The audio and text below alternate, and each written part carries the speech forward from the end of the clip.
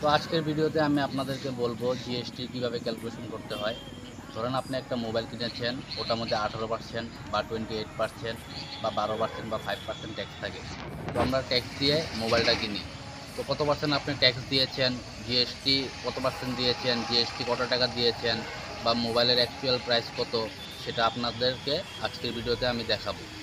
চলুন মোবাইল স্ক্রিনে যাওয়া যাক। ধরেন একটা মোবাইলের দাম আছে 10,000 টাকা। 10,000 টাকা দিয়ে আপনি একটি মোবাইল কিনেছেন।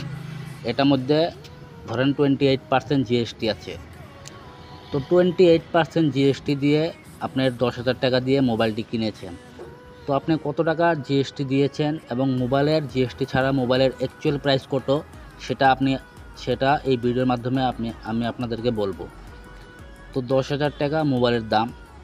এখন যদি আপনি 28% 28% জিএসটি এটার মধ্যে অ্যাড করা আছে। তো জিএসটিটা আপনি কিভাবে বাইর করবেন দেখেন। ফার্স্টে মোবাইলের দাম দেবেন 10,000 টাকা ডিভাইডেড 128%। 128% ডিভাইড করার সাথে সাথে চলে আসলো 7,812 টাকা 50 পয়সা।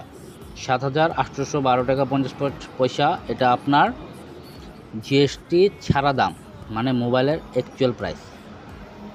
তো যদি 12% জিএসটি থাকে তাহলে 112 দিয়ে ডিভাইড করবেন।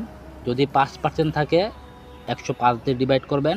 যদি 28% থাকে বা 18% থাকে তাহলে 118 বা 128%, 128 দিয়ে ডিভাইড করবেন।